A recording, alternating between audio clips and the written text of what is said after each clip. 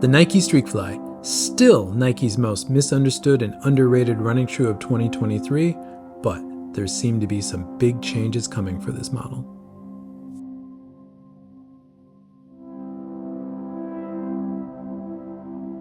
About 8 months ago, I sat down and recorded my very first piece of content, the first video that's on this channel about this shoe, the Nike Streakfly. In fact, it was about this exact pair, which were brand new at the time. Now, I called that video long-term impressions because it really was. This pair of Streakflies is my fourth pair of Streakflies. In 2022, I ran through 3 other pairs of Streakflies, putting about 650 miles on the 3 pairs.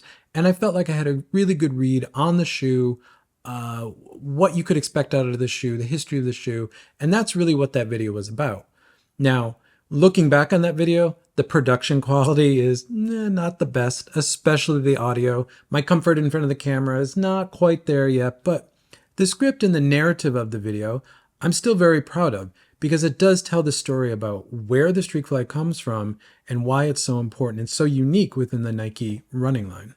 Over the past 8 months, I've made a lot of content about the Streakfly. I've talked about it in a bunch of videos, and I've had a lot of conversations in the comments about the Streakfly. And the one question that gets asked all the time really is, what is the durability of the Streakfly? Now, I had originally always answered that it's about 150 miles, but I could never really show that. But as of last week, I finally pushed this shoe past 150 miles, and it has taken a long time because honestly, I haven't been running in this shoe very much recently. I spend most of my time in this shoe in December, January, February, the early part of the year where I'm working on form and mechanics and foot strength and leg strength, all the things you've heard me talk about a lot on this channel. This is still the best shoe for that. And that's when I spend the majority of my time running the Streakfly. After about mid-February, I really only use this shoe for 2 or 3 different things. Track workouts, which in all of this year, I've been on the track 3 times. So I don't run on the track very much. I'm a road runner. So not a lot of running on the track of this shoe. But when I do, this is my go-to track shoe. Hill reps, especially hard, short, threshold hill reps. This is the go-to shoe to do that. And in fact, I spent a lot of time doing those in May and June and put a lot of miles on this shoe at that time. And then the third one is really easy running. I've called this shoe the Invincible Light, and it really is. It's a more nimble shoe that gives you most of the bounce of the Invincible without all the bulk. So I love that shoe for this. And in fact, that's what I finally pushed this shoe over the 150 mile mark on about a week ago, was that I had a 10K run to do. So I was reaching onto the shelf where my shoes are. I was reaching for my Peg 40s and I saw these right next to them. And I figured, you know what? I haven't run in this shoe in a long time. Might as well take these out. And that's where I got these shoes finally over 150 miles. And it made me realize how much I loved running this shoe because it's light, it's nimble, it's flexible.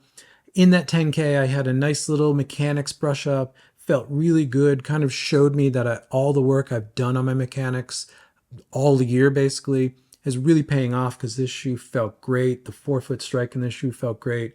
The ground feel in this shoe felt great.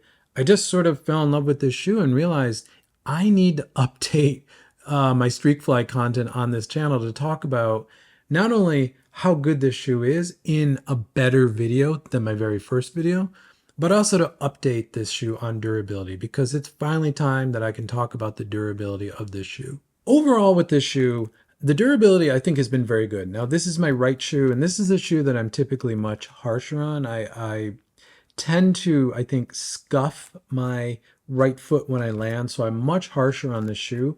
Now, as I say in most videos, I'm a forefoot striker, so I'm landing very much on my toes and I supinate just a little bit, so I'm always landing on the outside lateral edge of my forefoot.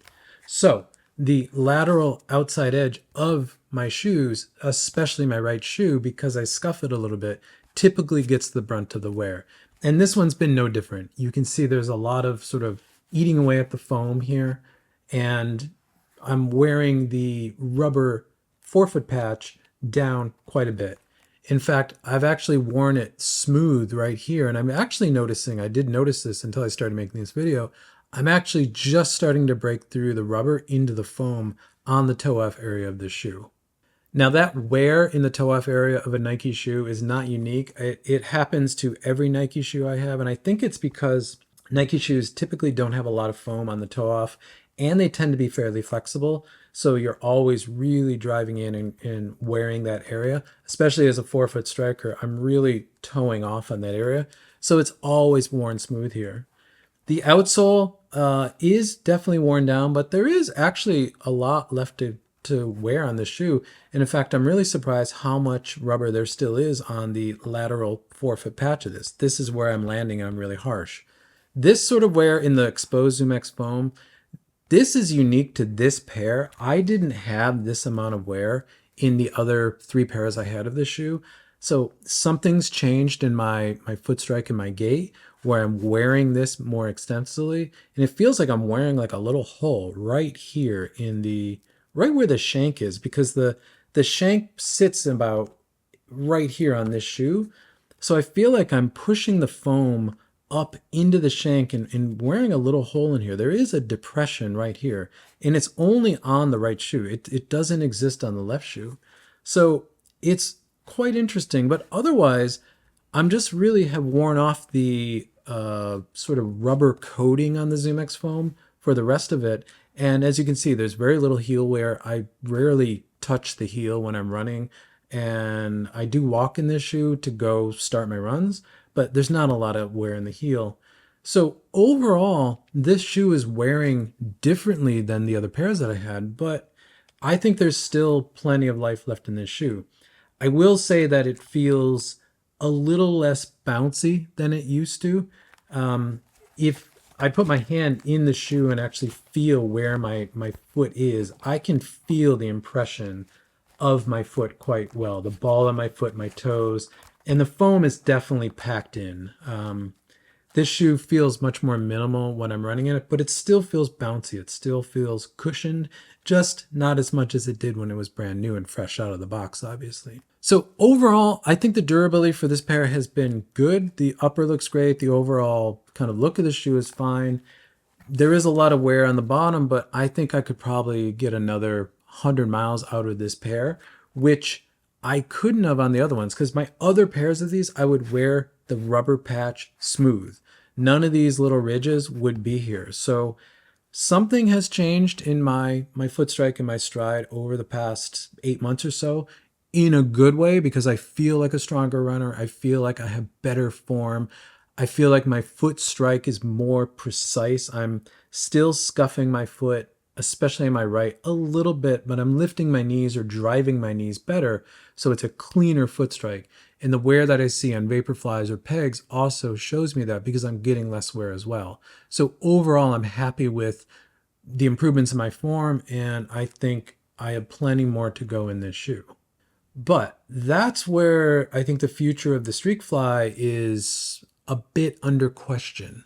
Now, a couple weeks ago, we did see a Nike Racing Flat, which I think is the Streakfly 2, at the 5th Avenue Mile in New York City. And it's a considerably different shoe. If you want to go see it, you can go find the photos. They're on Instagram. Just look in the typical places. They're all leaked photos, so I'm not going to post them in this video. But the form factor of the shoe looks very similar to what we're seeing in the Alphafly 3. It just looks like a much thinner Alphafly 3. Also, we did see the bottom of this new racing flat, which can only be the Streakfly 2. I don't think Nike's going to make a new Streakfly or a new racing flat when they have the Streakfly. I think this is obviously the Streakfly 2. So seeing the bottom of the Streakfly 2, we have the ridges and the cutout down the middle, which to me looks like it's exposing a full carbon fiber plate. Now, I am making that assumption from a really grainy, low-res photo on Instagram. But if the Streakfly 2 is now a carbon-plated shoe with ZoomX foam and a full carbon plate, I think that's going to make a lot of people happy, because now what Nike really has made is a true competitor to Adidas's Takumi Sen, which I think is what everyone wanted the Streakfly to be. I've loved the Streakfly for easy running, form, mechanics, ground feel, all of that great stuff. But that's not what I think the Streakfly needs to be. So the Streakfly seems to be evolving. Now, I also made a video what to expect out of the Streakfly 2, and I did talk about the option that Nike could put a carbon fiber plate in there. At the time, I didn't think they would go that far, and I'm still not convinced that it's got a full carbon fiber plate. The shoe could also have a carbon fiber midfoot shank, similar to what's actually in the Ultrafly, because the Ultrafly doesn't have a full carbon fiber plate. There's only a carbon fiber plate sort of in the middle of the shoe, under the midfoot, that gives you the drop that the Vaporfly plate starts high in the heel, drops into the midfoot, but it doesn't continue into the forefoot or start in the heel. It's only sort of a shank plate, rock plate, whatever you want to call it on the Ultrafly. I could see them doing that as well on the Streakfly 2, or it's only a midfoot to forefoot plate, doesn't have the heel. So we'll see, but the shoe is considerably different, and everything that I love about this Streakfly and what I use this Streakfly for doesn't seem like the Streakfly 2 is really going to be that. So if you also love this shoe, I would recommend that when you see sales on this shoe, and I've seen a few starting, buy them and stock up on them, because this shoe I think is going to drastically change, and I think it's going to change for the better for most people, because most people wanted this to be carbon plated, to be stiffer, to be more propulsive. But those of us who love this shoe the way it is, stock up on a couple pairs so you can always come back to this shoe, because I think this one's going to be quite special, because the evolution of this shoe is changing quite a bit. Thank you for making it to the end of the video. If you like this type of content, consider subscribing. You'll see more content like this pop up in your feed. If not, drop a like on this video because it helps this channel continue to grow, which I always appreciate. And with that, I'll catch you in the next one.